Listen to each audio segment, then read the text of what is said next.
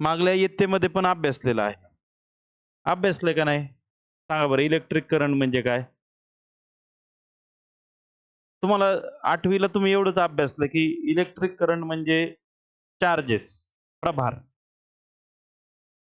आता हा जो काही इलेक्ट्रिक करंट आहे, जो की कंडक्टर मधून फ्लो होतो, वायर मधून जो फ्लो होतो,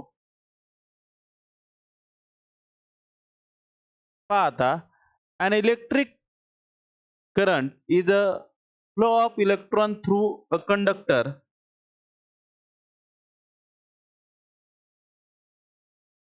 Quantitatively, current I is defined the charge flowing through conductor per unit time. ते म्हणतात जर तुम्हाला खरंच करंट म्हणजे काय सांगायचं असेल ना, तर करंट म्हणजे आहे charge passes through the conductor. म्हणजे एखादी वायर आहे बा, कंडक्टिंग वायर आहे, त्याच्यामधून क्यू चार्जेस फ्लो होतात. तुम्ही म्हणता सर इलेक्ट्रॉन फ्लो होतात, बरोबर आहे ना? काल पाहिलं आपण इलेक्ट्रॉन फ्लो होतात. मग हे इलेक्ट्रॉन फ्लो होतात म्हणजे चार्ज फ्लो होतात, हे लक्षात ठेवा. प्रभार, फक्त चार्जला म्हणतात प्रभार.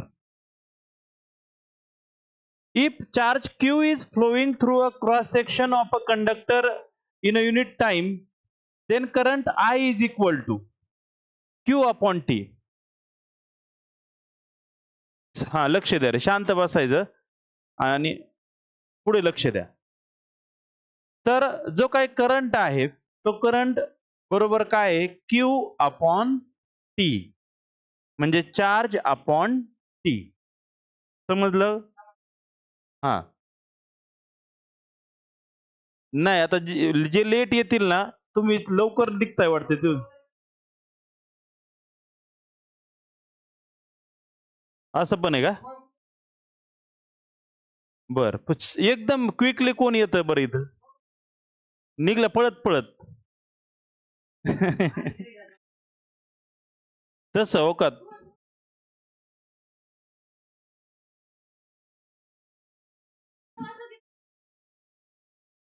बरं आज हे लेट आलते का? आता एक करायचं इथून पुढं लईत लय 2 मिनिटं, मुली आल्या 2-3 मिनिटं. हा बर, समजलं. करंट म्हणजे काय ना, इथं सुरुवात केलेली. हा लक्ष द्या रे. करंट म्हणजे काय, इथंच चाललेलं. करंट म्हणजे जे चार्ज पास होतात कंडक्टर मधून, त्यालाच काय म्हटलं जातं? लक्ष द्या रे, आता चाललंय ना. हा करंट.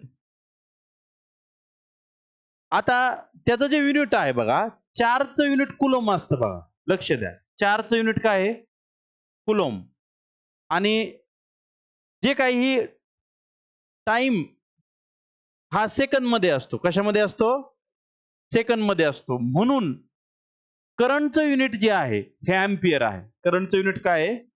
अँपियर. बघा इथं सांगितले, current is express in unit ampere A. आता ते म्हणतात चार्ज ऑन 1 इलेक्ट्रॉन. मी आत्ताच सांगितलं की जो चार्ज असतो तोच म्हणजे काय असतो? इलेक्ट्रॉन. कंडक्टर मधून जे इलेक्ट्रॉन फ्लो होतात त्याला चार्ज म्हणतात. मग तो जो चार्ज आहे, एका इलेक्ट्रॉनचा चार्ज किती आहे? 1.6 इंटू 10⁻⁻19 कुलोम. समजलं? बर. Even though electrons move from, आपण पाहिलेलं आहे, जे काही इलेक्ट्रॉन्स मूव्ह होतात निगेटिव्ह एंड कडून पॉझिटिव्ह एंड कडे, कन्व्हेन्शनली, जे की आपण कालच अभ्यासले बरं का. हा मुद्दा मी जे सांगतोय तो मुद्दा कालच अभ्यासलोय. काय की इलेक्ट्रॉन कुठून कुठे फ्लो होतात मी काल सांगितलं होतं. यस, पण कन्व्हेन्शनली कसं दिसतात ते? कन्व्हेन्शनली म्हणजे सांकेतिक. Yes, direction of current flow takes opposite to direction of the flow of electron. बघा हे आपण कालच पाहिलं होतं. बघा इथं दाखवलंय. यस, जे काही इलेक्ट्रॉन्स आहेत हे निगेटिव्ह कडून पॉझिटिव्ह कडे फ्लो होतात, पण कन्व्हेन्शनली म्हणजे सांकेतिक भाषेमध्ये याची दिशा जी आहे कशी असते? पॉझिटिव्ह कडून निगेटिव्ह कडे. चिमणी कसं काय आली? बरं ठीक आहे, जाईल ती जाईल.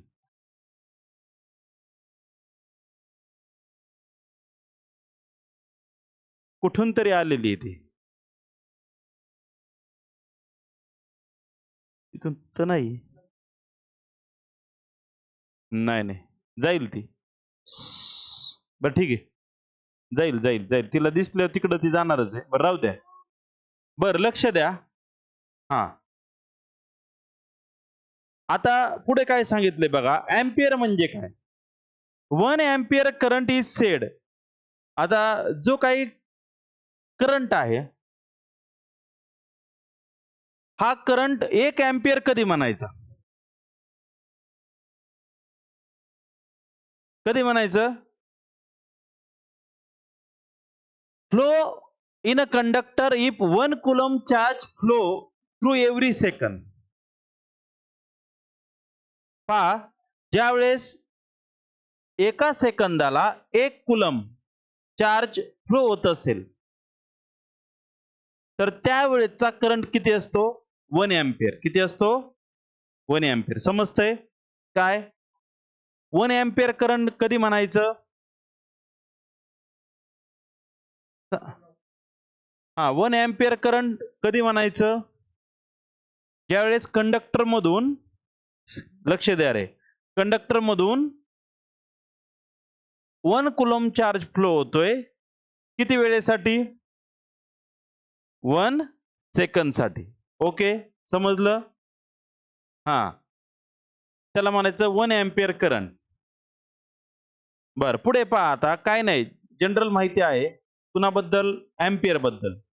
आता जसे आपण स्मॉलर आणि लार्जर व्हॅल्यूज ज्या आहेत, कशाच्या? व्होल्टच्या पाहिल्या होत्या, बरोबर आहे ना? व्होल्ट. तशाच याच्या पण व्हॅल्यूज आहेत बघा. Very small value of current are express in following unit. आता त्याचे मूल्य काय आहेत बघा. हा, लक्ष द्या. 1 milli ampere is equal to, सांगा काय आहे? 10⁻³ अँपिअर. समजतंय? 1 मिली अँपिअर बरोबर किती असतं? 10⁻³ ampere. 1 micro ampere is equal to किती आहे?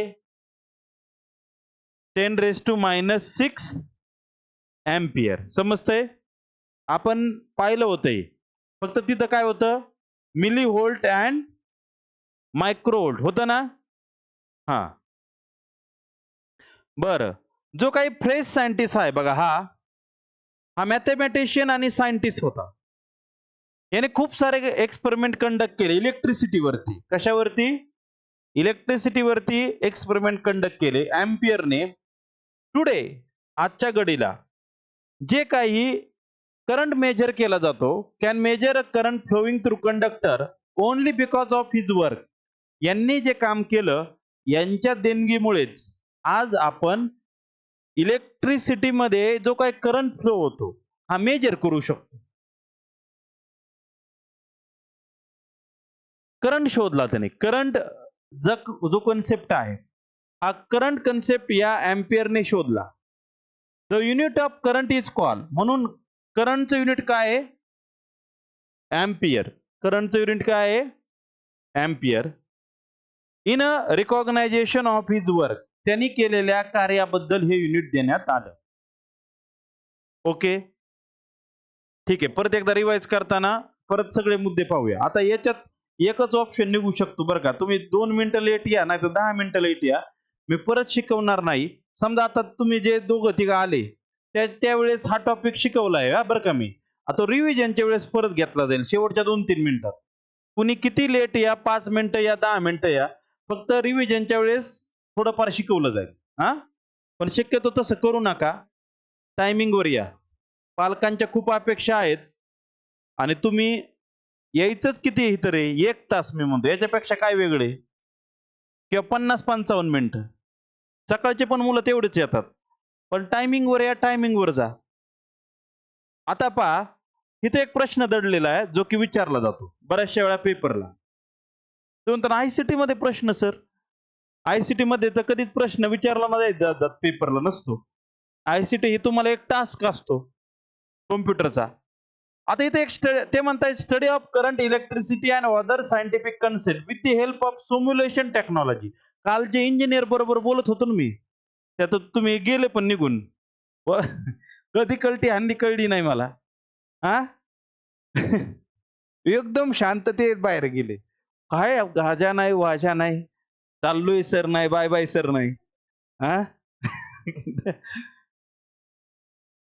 हा ते सिम्युलेशन टेक्निक बद्दल मी त्या इंजिनियर बरोबर बोलत होतो. तो इंजिनियरने बाकीचे सेट केल्या गोष्टी. बघा तो कुठून बोलत होता माहिती, गुजरातवरून. गुजरातवरून त्याने पीसी लॉग इन केला, सगळं चेक करत होता अल्ट्रा व्ह्यूवर वरती, आणि बाकीचे पॅरामीटर सेट करून दिले त्याने. छान काम केलं. मी त्याला विचारलं शेवटी, मला सिम्युलेशन पाहिजे होतं, सिम्युलेशन नाही दिलं त्याने आपल्याला. तो म्हणला ज्यावेळेस न्यू लाईनचा जो काय हा पॅनल आहे, हा सॉफ्टवेअर मागेल किंवा तुम्हाला ते मेन साहेबांशी बोलावं लागेल. मला तुमच्यासाठी किंवा सगळ्याच विद्यार्थ्यांसाठी घ्यायचं इथे, पण ते बघू आता कधी येतंय. सिम्युलेशन टेक्नॉलॉजी म्हणजे काय? Study of science based on computer. हा प्रश्न एका एक्झामला आला होता. सिम्युलेशन टेक्नॉलॉजी म्हणजे काय? Study of science by using computer. लिहून घ्या तिथं.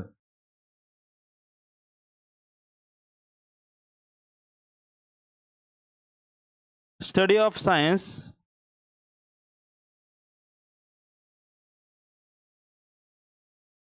सिम्युलेशन टेक्नॉलॉजी म्हणजे एक दोनदा प्रश्न आलता स्कूल एक्झाम मध्ये. स्कूल एक्झाम म्हणजे कोणत्या? शाळेतल्या. शाळेतल्या. स्टडी ऑफ सायन्स,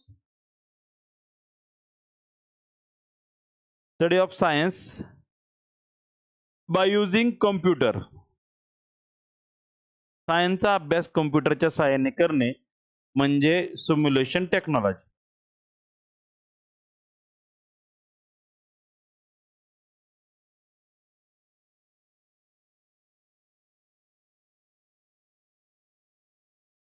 हा, आता काय नाही, इथं वेबसाईट आहेत, त्याच्या सहाय्याने तुम्ही खूप सारी माहिती गोळा करू शकता.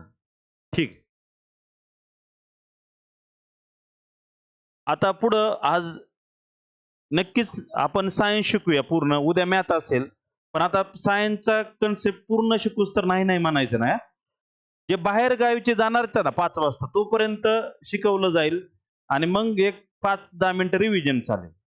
आता पहा, रेजिस्टन्स अँड ओम्स लॉ खूप महत्वाचा. आज आज आपण जे शिकणार आहोत ना, सगळं महत्वाचं आहे. सगळे प्रश्न 11वी-12वीच्या दृष्टीने आणि आताच्या 9वीच्या एक्झामच्या दृष्टीने असणार आहेत. Relationship between current flowing through a wire and potential difference across its ends can be obtain from the law of given by German scientist. जे काही जर्मन सायंटिस्ट आहेत,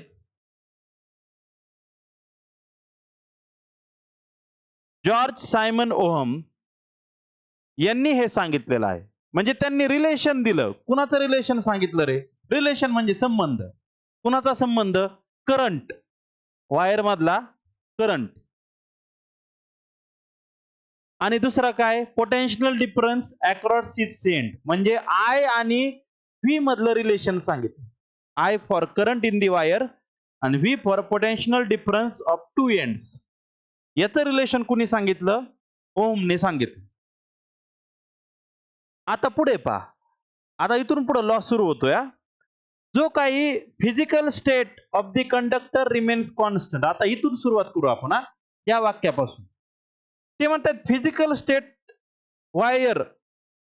आता एखादी वायर आपल्या समोर असू द्या, इथं खूप वायर आहेत, आपण पाहूया एखादी वायर. आता ही वायर आहे बघा, ही वायर दिसतीये. ते म्हणतायत हिचे फिजिकल स्टेट आहेत ना कॉन्स्टंट ठेवा. बरं, ह्याची फिजिकल स्टेट काय बाबा? भौतिक. फिजिकल म्हणजे भौतिक, तुम्हाला माहिती आहे.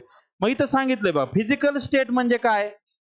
त्याची लेंथ आहे का नाही, याला लेंथ लांबी आहे का नाही, काही सेंटीमीटर मध्ये मीटर मध्ये आहे लेंथ, फुटामध्ये, ही कॉन्स्टंट ठेवा. बरं, ठेवली. Area cross section. आता एरिया क्रॉस सेक्शन म्हणजे काय? समजा आता हिला मी कट केली इथून, बरोबर, एक सर्कल दिसेल का नाही? असा कट केलं दोन बाजूला, मी अशा दाखवले दोन तुकडे. समजा हे दिसत, हा हे दिसतंय, याला एक एरिया क्रॉस सेक्शन आहे का नाही? इकडून एक एरिया क्रॉस सेक्शन आहे का नाही? हा, एरिया क्रॉस सेक्शन पण काय ठेवा? कॉन्स्टंट ठेवा. टेम्परेचर, आता रूम मध्ये टेम्परेचर आहे का नाही? आता आहे, पण आता थंडीमध्ये ह्या टायमिंगला तुम्ही आला तर थंडी वाजेल तुम्हाला, बरोबर. टेम्परेचर कॉन्स्टंट ठेवा. आणि मटेरियल, आता मटेरियल म्हणजे माहिती आहे कशाच तरी बनलेलं आहे का नाही? कॉपर, अल्युमिनियम, जे कशाचं असेल, कॉपर आणि अल्युमिनियमच असतात जास्तीत जास्त. मग ते मटेरियल एक कॉन्स्टंट ठेवा. म्हणजे पहिल्या वाक्याचा अर्थ इथं दडलाय, समजतंय? Physical state of the conductor. Conductor म्हणजे काय? वायर. कंडक्टर म्हणजे काय? वायरच्या फिजिकल स्टेट काय ठेवा? कॉन्स्टंट ठेवा. मग फिजिकल स्टेट मध्ये परत एकदा सांगा कोण कोण आलं? आवाज, length, area cross section, temperature, material. जे कशाचं बनलं असेल ते मटेरियल. बरं ठेवलं. असं ठेवल्यावर जो काही करंट फ्लो होतोय तो डायरेक्टली प्रोपोर्शनल आहे कशाच्या रे? पोटेन्शियल. बघा किती सिंपल आहे.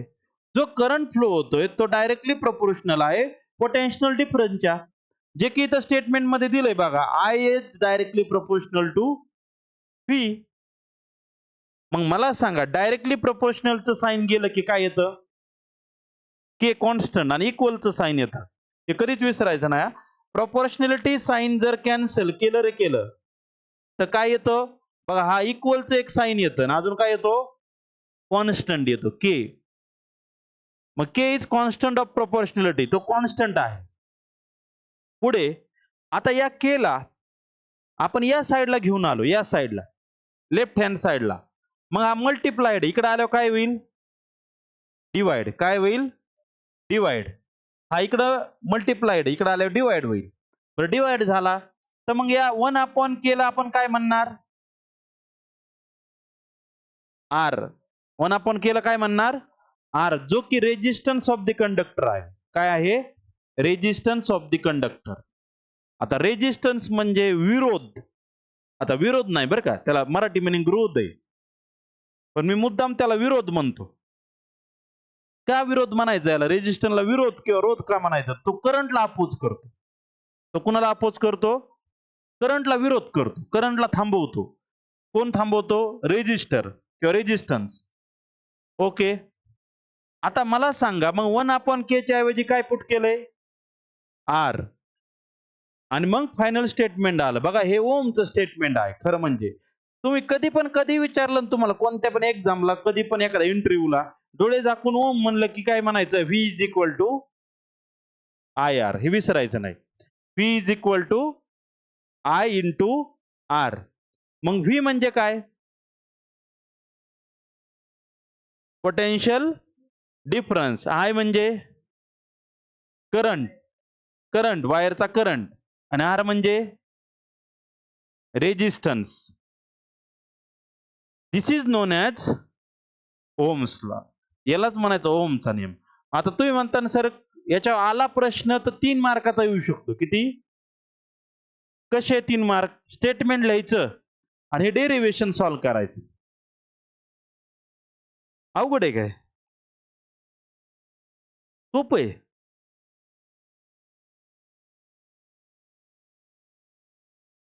ठीक आहे, रिवाइजच्या वेळेस परत पाहूया. हा,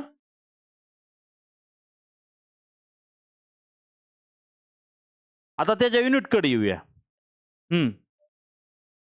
हायलाइट काय करायचं का? आता हायलाइट खरं जर पाहिलं ना, हे स्टेटमेंट हो का, हे स्टेटमेंट लिहायचंय तुम्हाला परीक्षेला. आणि हे सगळं, हे थोडक्यात हे सगळं महत्वाचं आहे. हा एरिया सगळा महत्वाचा इथपर्यंत. इथून इफ फिजिकल स्टेट पासून इथपर्यंत this is known as Ohm's law. This is known as a Ohm's law.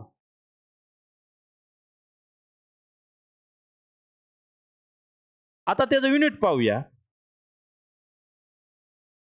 Potential डिफरन्सचं unit काय आहे? आता इथंच पहा, इथंच सगळं दडलेलं आहे. पण आपला फॉर्म्युला सांगा. हा बरोबर सांगितलं. कोणी सांगितलं? हा, व्होल्ट. काय आहे? व्होल्ट. आता मला सांगा फॉर्म्युला काय आला आपला? व्ही बरोबर आय इंटू आर. आता आर एका साईडला जर ठेवला तर काय येणार आहे? व्ही अपॉन आय येणार आहे ना? येऊ शकतं का? व्ही जर एका आर एका साईडला ठेवला तर आय हा मल्टिप्लाय, इकडे गेलो काय होईल?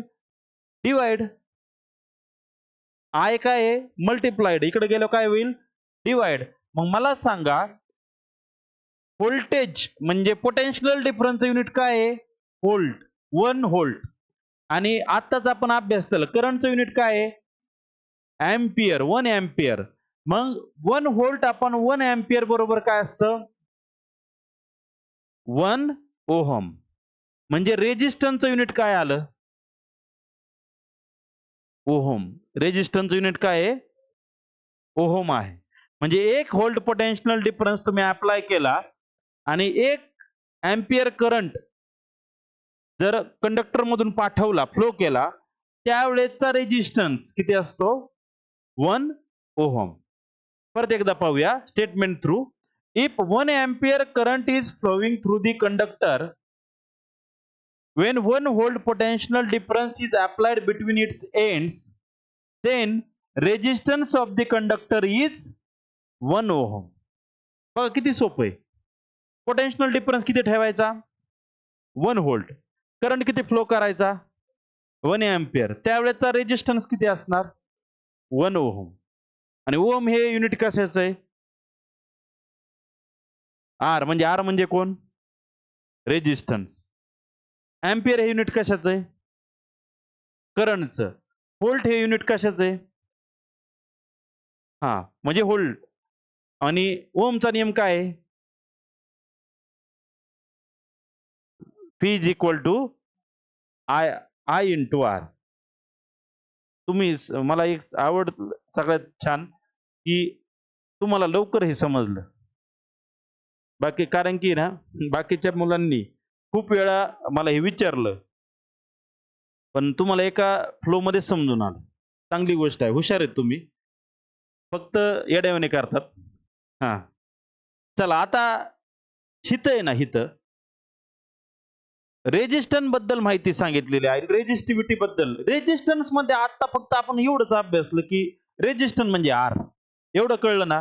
पण खरा रेजिस्टन्स काय रोल प्ले करतो हे कळलं का? समजा करंट कळतोय की इलेक्ट्रॉन फ्लो झाले, चार्ज फ्लो झाला म्हणजे करंट व्हायला.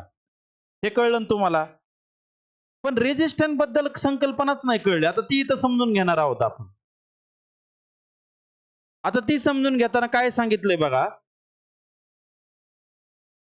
खूप महत्वाचा टॉपिक आहे. याच्यामधला as shown in figure there are large number of free electron in a conductor. काल पाहिलं आपण कंडक्टर मध्ये काय असतात? फ्री इलेक्ट्रॉन असतात का नाही? कंडक्टर मध्ये असतात. हा करेक्ट. काय? ऍटम टू ऍटम ते फिरतात. छान. ते are constantly in a random motion. हे पण काल पाहिलं आपण. ते कसे असतात? रॅन्डम मोशन मध्ये असतात. when a potential difference applied between two ends of the conductor, त्या दोन एंडला जर तुम्ही पोटेन्शियल डिफरन्स बॅटरी लावली, पोटेन्शियल म्हणलं की डोक्यात बॅटरी आली पाहिजे, किंवा सेल लावला, सेल किंवा बॅटरी अटॅच केली, these electron start moving from. तुम्हाला माहिती आहे इलेक्ट्रॉन मग कुठून पुढे वाहतात? लोअर कडून. हे तर पहिल्यापासून आपण हेच ऐकतोय. इलेक्ट्रॉन लोअर कडून कुठे जातात? हायर पोटेन्शियल कडे जातात. This direction of motion of electron cause the flow of electron. याच्यामुळे कोण वाहतो? करंट वाहतो. इलेक्ट्रॉन फ्लो झाले म्हणजे करंट तिथं व्हायला सुरुवात झाला. Moving electron. आता इथून महत्वाचा मुद्दा सुरू झाला रेजिस्टन्सचा. इथपर्यंत पाहिलं आपण. आता इथून पुढे खरं रेजिस्टन्स बद्दल सांगितलेलं आहे. Moving electron strike the atoms ions which lie along their path. ते जे मूव्ह होणारे इलेक्ट्रॉन आहेत ना, समजा हा कंडक्टर आहे, आपण इथं काढूया कंडक्टर आहे, याच्यामध्ये काय आहेत? ऍटम आहेत. ओके. बाहेरच्या कक्षेत काय आहेत? इकडं इलेक्ट्रॉन आहेत का नाही? हे इलेक्ट्रॉन ते म्हणतात कुणाला आदळतात? ऍटमला आदळतात. स्ट्राईक. बघा strike the atoms ions which lie along their path. त्याच्या मार्गामध्ये जे कोण ऍटम दिसत आहेत का त्यांना ते आदळत चालतात. कोण? इलेक्ट्रॉन्स. सच कोलिजन कॉज हिंड्रन्स. हिंड्रन्स म्हणजे अडथळा. म्हणजे या कोलिजन मुळे, कोलिजन म्हणजे आपण अभ्यासला आदळणे, एकमेकांवरती आदळणे म्हणजे collision. Hindrance to flow of electron, एक अडथळा निर्माण होतो. कुणासाठी अडथळा? इलेक्ट्रॉनसाठी. कुणासाठी? इलेक्ट्रॉनला एक अडथळा तयार होतो. कुणामुळे होतो? म्हणजे मटेरियलमुळेच होतो. थोडक्यात वायर जी बनली ना, वायर कॉपरची वायर ना, कॉपरचे ॲटमच इलेक्ट्रॉनला थांबवतात फ्लो होताना. ॲल्युमिनियमची वायरची तार आहे ना, ती ज्या ॲटमची बनली ना, ते ॲटमच त्यांना थांबवतात फ्लो होण्यासाठी. मग जो हिंड्रन्स अडथळा तयार होतो, त्याच्यामुळे काय होतात? Flow of electron and oppose the current. मग कुणाला विरोध होणार आहे सांगा? इलेक्ट्रॉनला अडथळा आला म्हणजे कुणाला विरोध झाला? करंटला विरोध झाला. कुणाला अडथळा केला तुम्ही? त्यांनी oppose the current. This hindrance is called resistance of the conductor. समजलं? म्हणजे जो अडथळा आहे इलेक्ट्रॉन फ्लो होताना जे ॲटम्स त्याच्यामध्ये मध्ये येत आहेत फ्लो होताना, त्या अडथळ्यालाच, त्या हिंड्रन्सलाच काय म्हणायचं? Resistance of the. हायलाइट करा. चला इथून हायलाइट करा.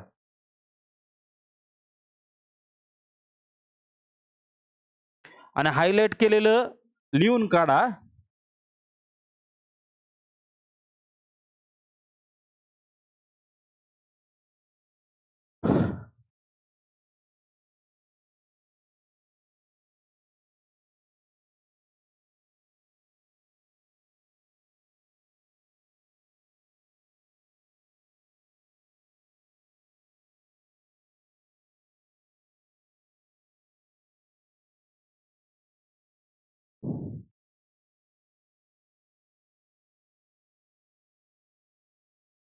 बर, लक्ष द्या.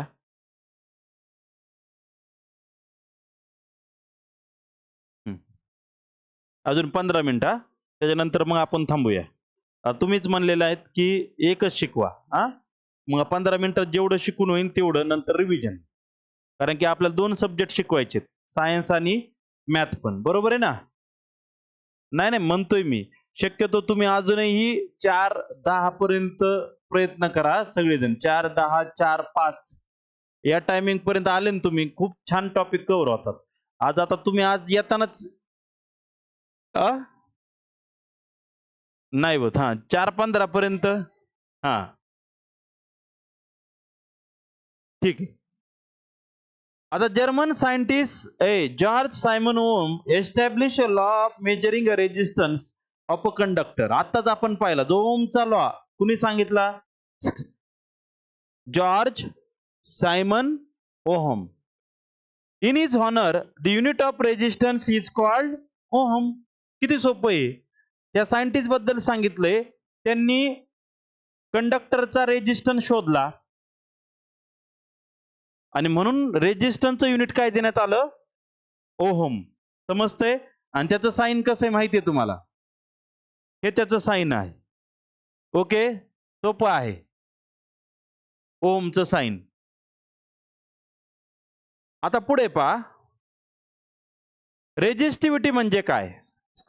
लक्ष द्या रे, हा एक महत्वाचा टॉपिक आहे. याच्यावर पण प्रश्न येतो आणि एकदम एकदम सिंपल आहे. आता ऍट अ गिवन टेम्परेचर, ते म्हणतात एका ठराविक टेम्परेचरला resistance R of a conductor depends upon. बघा आता तिथं काय सांगितलंय, मी बरोबर दोन्ही कन्सेप्ट इथं घेतो. Resistance R is depend upon. Resistance 2 गोष्टींवरती अवलंबून आहे. हे लक्ष द्या रे, कोणत्या 2 गोष्टींवरती? लेंथ, बघा इथं सांगितले ना, depend on length and area of cross section.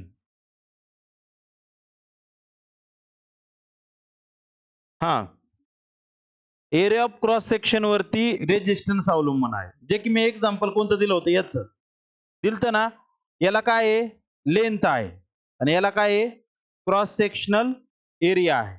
Cut केल्यावर, बरोबर, कट केल्यावर दिसणार किती क्रॉस सेक्शन. आता MM मध्ये असेल, लहान आहे ना ही वायर, त्यामुळे एरिया ऑफ क्रॉस सेक्शन हा MM मध्ये असेल. आता पुढे पहा, आता हा जो काही रेजिस्टन्स आहे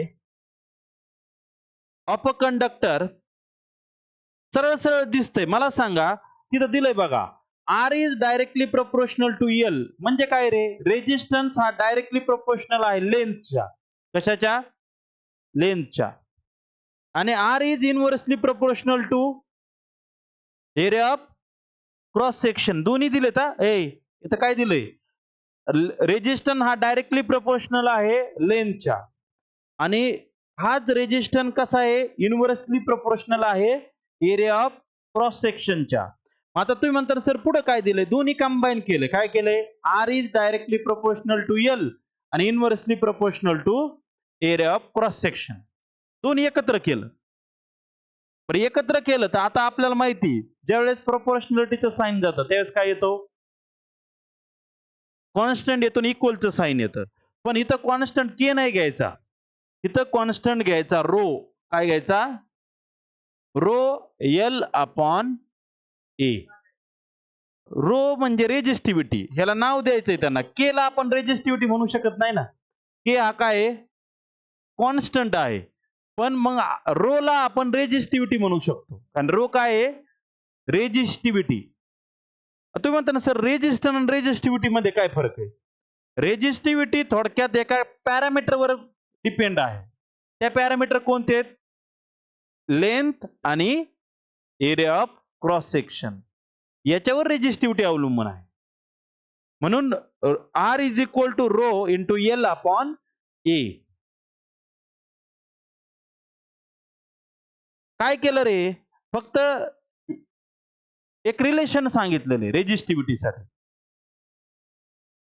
समजलं? हा. आता इथं पहा काय रेजिस्टिव्हिटीचे मटेरियल जी आहे त्याची रेंज दिली. सांगा कॉपरची काय आहे? किती सोपी आहे? 1.7 इंटू 10 ओहम मीटर. आता तुम्ही म्हणता सर ओम मीटर काय? ओम मीटर हे युनिट आहे कशाचं? रेजिस्टिव्हिटीचं. कशाचं? ते तुम्हाला मी देणार आहे एक काम. बघू लगेच कोण आन्सर सांगते. नायक्रोमचं किती आहे? 1.1 इंटू 10 ओहम मीटर. डायमंडचं किती आहे? 10 2. 1.62 इंटू 10 ओहम मीटर. लक्ष द्या रे. आता ही रेंज आहे रेजिस्टिव्हिटी ऑफ सम मटेरियल. आता पहा इथं सांगितलंय rho is constant of the proportionality and it is called resistivity of the material. मी आत्ताच सांगितलं रो काय आहे? हा रो कॉन्स्टंटच आहे. फक्त त्याला कॉन्स्टंट न म्हणता काय म्हणायचं? Resistivity of the material. The unit of resistivity ते म्हणतात त्याचं युनिट काय आहे? Ohms metre. Resistivity specific property ते म्हणतात रेजिस्टिव्हिटी एक प्रॉपर्टी आहे मटेरियलची and different material have different resistivity. ते म्हणले मटेरियल बदललं की रेजिस्टिव्हिटी काय होणार आहे? बदलणार आहे. मटेरियल बदललं तर रेजिस्टिव्हिटी काय होणार आहे? बदलणार आहे. ठीक आहे. समजलं रेजिस्टिव्हिटी म्हणजे काय? हा. एकच शिकायचं म्हणलं जास्त शिकावं लागणार ना. विषय काय आहे? मी ह्याच्यामुळे म्हणत असतो की 2 विषय जर घेतले तर बरोबर मग टॉपिक पण होतो. नाही 2 विषय गरजेचे आहेत बरं का. 2 विषय होणं लय गरजेचं आहे.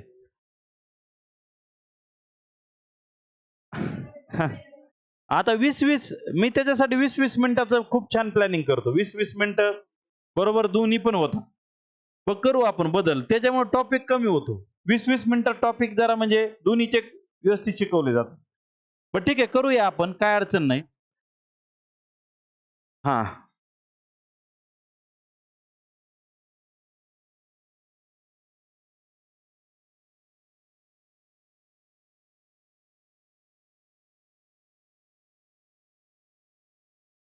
हं. चला. हां, सांगा. इलेक्ट्रिक करंट म्हणजे काय? चला हां. इलेक्ट्रिक करंट म्हणजे काय सांगा? हां, हां. करंट हं.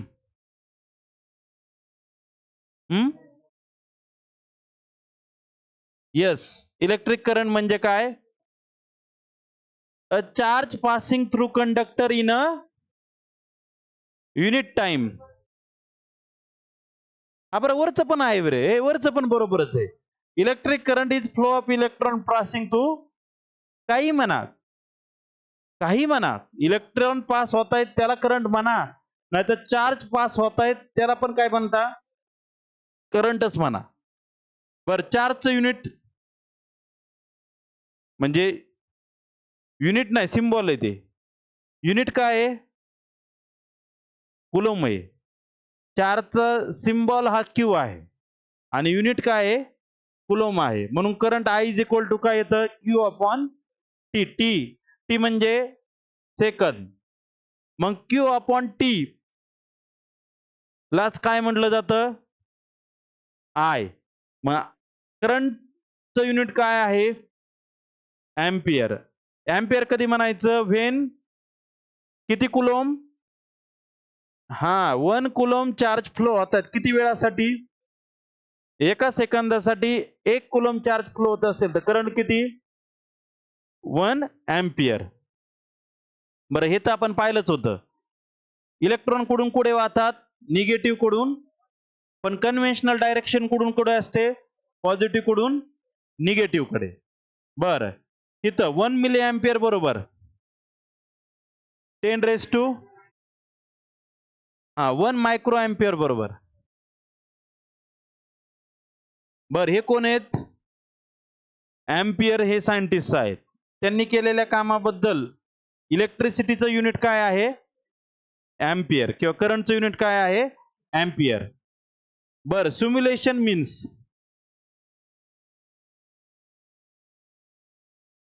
ओके, छान. असं कधी होतं का रे? हिथलचं शिकून गेलं तुम्ही एखादा क्रॉसिंग क्वेश्चन करता शाळेमध्ये? 100% होतं का?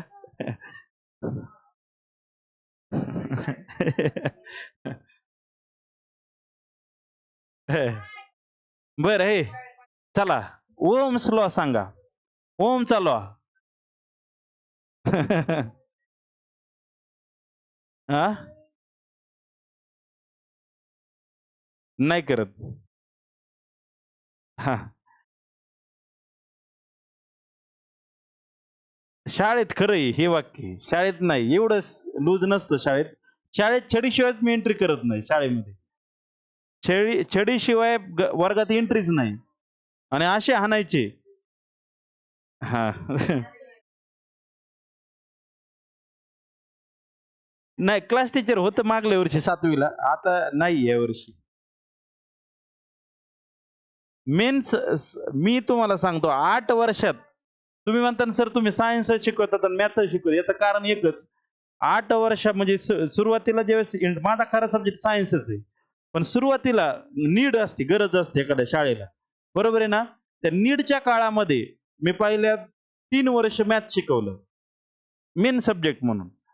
आणि मग सायमल्टेनियसली सायन्स. आणि मागल्या 5 वर्षापासून म्हणजे 90वे वर्ष सायन्स शिकवतोय आणि मॅथ पण एक सब्जेक्ट माझ्याकडे आहे 10वीचा पार्ट फर्स्ट. पार्ट फर्स्ट आहे म्हणजे दोन्ही विषयाला नाही काय अडचणीत. हा, पार्ट फर्स्ट सोपा आहे. हा, सेकंड पण सोपाच आहे, पुढे अवघड आहे. हे बरं, रिव्हिजन करू. मला एकच विचारायचं इथं, तुम्ही याचं युनिट ओम मीटर का आलं? याचा आन्सर कोण सांगू शकतं का रे? ओम मीटर का म्हणलं बरं आपण? हा, नाही नाही, तसं काय याचं आता? हा, मला सांगा बरं, रेजिस्टिव्हिटीचं युनिट आहे म्हणजे रोचं युनिट आहे नाही? डोळे झाकून, डोळे झाकून रोचं युनिट आहे. मग मला सांगा, डोळे झाकून रो एका साईडला ठेवला, बाकीच्या टर्म एका साईडला घेऊन गेला तर काय होईल? बरं, हा, बरं, याच्या इकडे आर आहे असं म्हणूया. हे डिवाइड आहे, तिकडे गेलो काय होईल रे? मल्टिप्लाय. आणि हे मल्टिप्लाय आहे लेंथ, तिकडे गेलो काय होईल? डिवाइड होईल का नाही? हा, आता रेजिस्टन्सचा युनिट आत्ताच आपण अभ्यास काय? ओम. एरिया कशात असतो तुम्हाला माहिती आहे? बरं लेंथ कशात असते? मीटर. लेंथ कशात असते? मीटर. एरिया कशात असतो? एखादा एरिया आहे बाबा, असा एरिया आहे. कायचा मीटर मध्ये एरिया असतो? आता स्क्वेअर म्हणल्यावर काय येतं? मीटर. अरे स्क्वेअर आहे का? हा स्क्वेअर आहे का नाही सांगा मला. हा चौसेमी म्हणजे मीटर स्क्वेअर. अरे इकडं मला सांगा, स्क्वेअरचा एरिया किती सांगा. स्क्वेअरचा एरिया, एरिया ऑफ स्क्वेअर. चौरस. चौरस म्हणजे काय असतं? ए इंटू ए म्हणजे ए स्क्वेअर असतो ना. रेक्टँगलला काय असते? लांबी गुणुले रुंदी म्हणजे एल इंटू बी. मग मला सांगा हे मीटर मध्ये असतं का नाही? म्हणजे काय आलं? Metre into metre. इथं पण काय येणार? हा मीटर मध्ये, हा मीटर मध्ये, म्हणजे मीटर इंटू मीटर म्हणजेच मीटर स्क्वेअर. मग एरिया कशात असणार? Metre square. हा मीटर आणि 1 मीटर कॅन्सल होईल का नाही? मग राहिलं कोण? इकडं ओहम मीटर.